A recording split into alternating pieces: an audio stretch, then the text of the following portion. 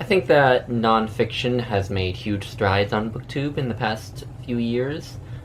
Seem to be more BookTube channels than ever that feature nonfiction books in their regular content, and a few BookTube channels that talk about almost nothing but nonfiction, which is always really awesome to see.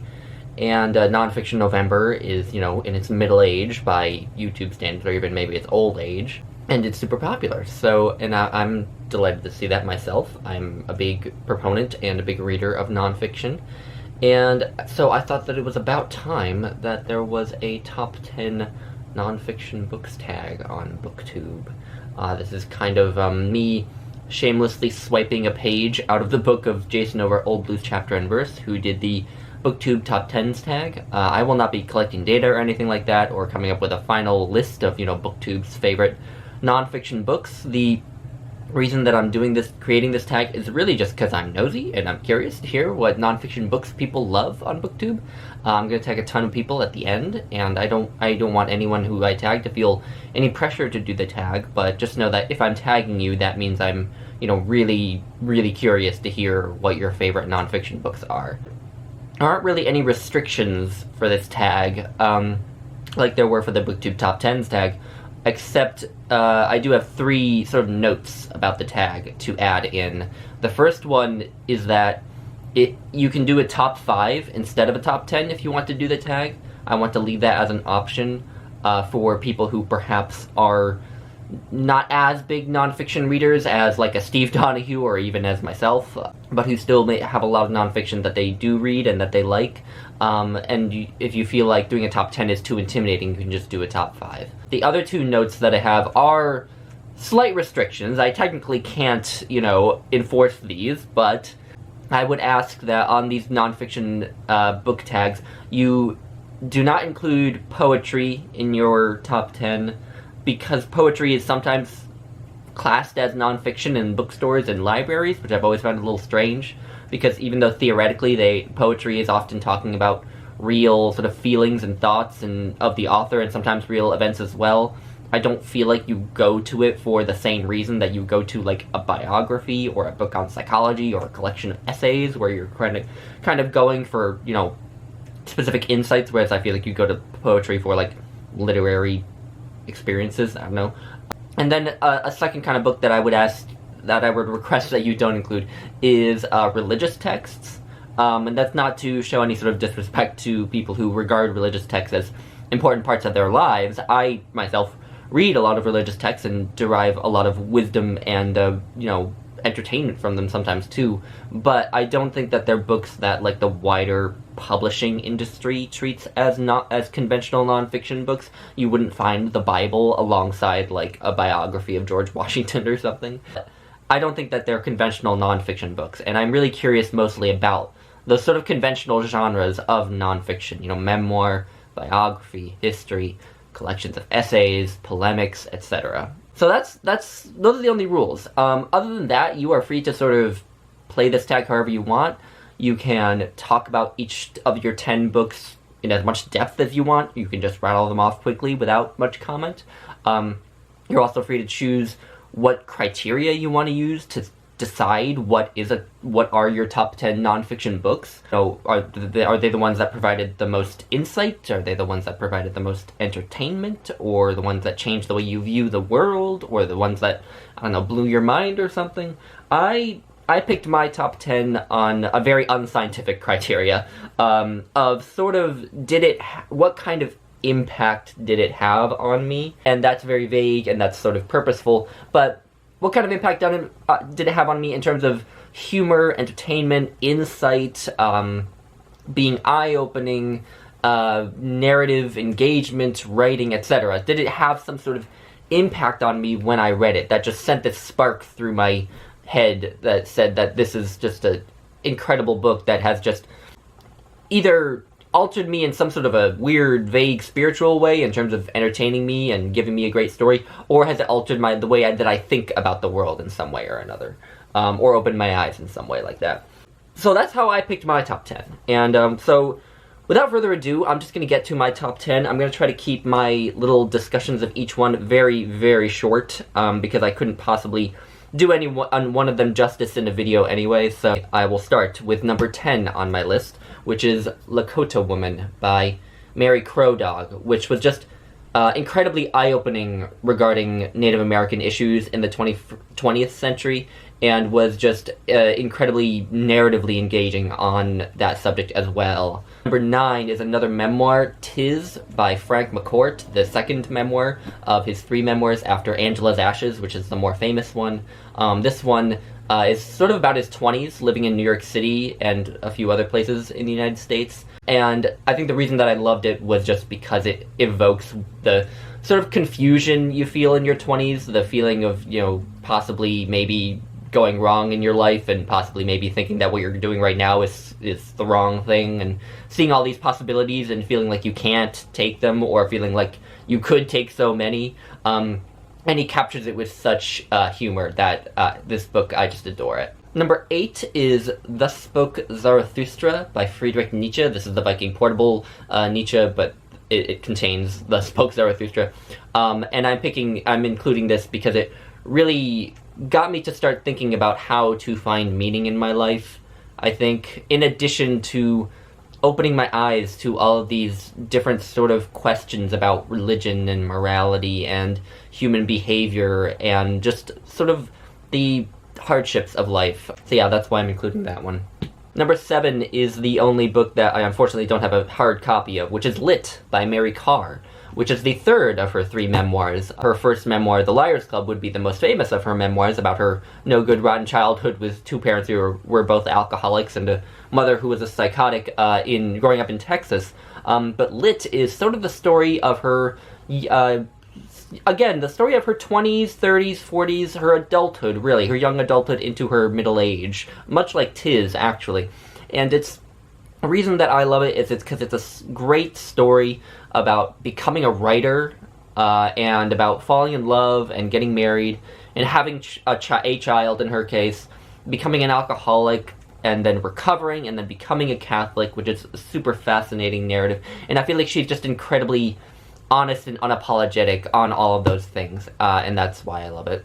Number 6 is The Solace of Open Spaces by Gretel Ehrlich. This is a collection of essays, all centering around Wyoming and, well, the West in general, the American West, but in particular Wyoming. And it just captures that sort of bleak, haunting, but beautiful and oddly transcendent landscape so poetically that, if I were leaving behind all of my other nonfiction books for just a 10, then I would have to have this one, because I would just want to be able to return to that landscape, even if I wasn't able to physically return to it. And to return to it with such brilliant writing would be particularly important. Number 5 is The Human Use of Human Beings by Norbert Wiener. This is all about how Norbert Wiener believed technology would change human society. And it was published in 1950, and you would have no way of knowing that if I hadn't told you that, because, he talks about things where you read them and you think, wow, that's like social media, wow, that's like the internet. It's just an incredibly prophetic book in terms of how technology will change human society and human psychology as well, and it has just stuck with me. And another great thing about it is that it is also, I think Norbert Wiener was one of the last hardcore scientists who was also a great writer, and I like it for that reason too. Number 4 is Blues People by Amiri Baraka.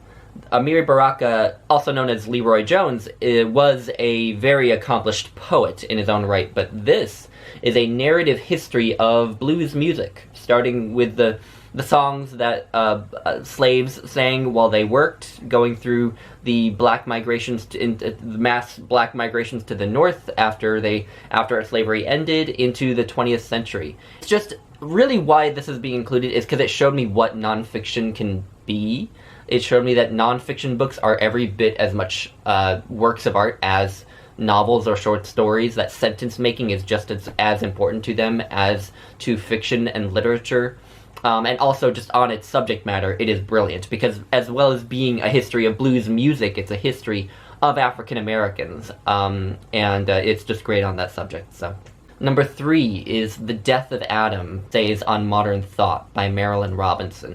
In particular, I would name the first 2 essays, which is the introduction, which really is an essay on its own, and Darwinism, which is all about the influence of Darwin and Nietzsche on the development of the modern sort of ethos, a particularly capitalist ethos. But really why this book is important to me is because it is kind of a love letter to being an intellectual with integrity. Marilynne Robinson never takes ideas secondhand. She never allows anyone to spoon-feed her ideas. She always goes to primary sources and what people actually said and what actually happened, and figures things out for herself, and she encourages the reader to do that as well. And just for sort of inspiring me to do that myself, this had to be on the list. Number 2 is The Case for God by Karen Armstrong, which just really opened my eyes to the fact that religion and the idea of God aren't just important to religious people, that they touch on ideas that are important to atheists as well, because essentially what religion is a series of metaphors for talking about finding meaning in our lives, and that's important to atheists just as much as religious people. And this book showed me that, as well as just taking me through so much Western theology and philosophy in such an accessible way. And finally, my number 1 book. The funny thing is that there was never really any doubt that this was going to be number 1 on this list. When I started to, all these other books were, subject to change, were bouncing around, were moving back and forth, were being replaced by others, right up until yesterday before I recorded this. But this one was always here, always at the number 1 spot, no question. And the funny thing is that it's probably here for the simplest reason, honestly. It's The Meditations by Marcus Aurelius, which just taught me that, whatever is going on in my life that I think is horrible and that I'm super stressed about, it's probably not a big deal, because it probably won't kill me, and if it does, then I'll be dead anyway and I won't be suffering anymore. And that approach to life has always just been incredibly important to me in not losing my mind over every little thing that goes on at school or with my family or anything. Obviously, I know that mentality is not suited to every situation in life, and, I would never impose that view on anyone else, obviously, or, say it to people who are, suffering particularly horribly at the moment. I would never be that insensitive, but it's just been incredibly important for me approaching my own life, and so that's why this book is number 1. All that's left is for me to tag people, so I, of course, have to tag, the sort of holy trinity of nonfiction on BookTube, Steve Donoghue, Olive over at abookolive, and Gemma from Gemma Reads Books, whose channel formerly was just called Nonfic Books, so there you go. And then we have, after them, I have a ton of people I'm going to tag, so I'm gonna name you all. So, Brianna's Library, David Murphy, Richard Farley, Peg over at the History Shelf, Tilly of Tilly's Shelf, Noah at Everyone Who Reads It Must Converse, Jason at Byways and Bookland, Doris over at All D Books. I thought of tagging Heidi over at My Reading Life, but I know that you, Heidi, did a top 50 nonfiction books anyway, so it felt a bit presumptuous of me to tag you, but just know that I thought of you and that I think of you as a big nonfiction person. Britta Bohler, of course, Mel over at Mel's Bookland Adventures, Brian from Bookwanting, Matthew from the Mayberry Bookclub, Kathy from Grimm Reads, Jason from Old Blues Chapter and Verse, Kelly of Books I'm Not Reading, Sarah at Hardcover Hearts, Sonya at An Enthusiastic Reader, Dane over at Dane Reads, Roz over at Scallydandling About the Books, Alex of Big Al Books, Brian over at Bookish, Lindsay of Lindsay Reads, Hannah of Hannah's Books, Jen of I Never Promised You a Prose Garden, Fariba of The Francophile Reader, Faith over at Faith and Books, Mark Nash, Celia, Elizabeth of Bookish North, Alex of What Page Are You On, Paul of PK's Books, Alba over at Sariella, Jen over at Remembered Reads, all the folks over at Literary Gladiators, Alan Morton, Mark of Richardson Reads, Amy of From the Dusty Bookshelf, Michael McGrath, and lastly, but most certainly not leastly, Sharon Goforth. So anyway, you guys are all tagged. Again, no pressure, but if I tagged you, that means I'm really excited to hear what you would give as your answers to this tag, whether you do the top 10 or the top 5. So anyway, thank you all for watching, and I hope you have a nice day, and I'll talk to you later. Bye, guys.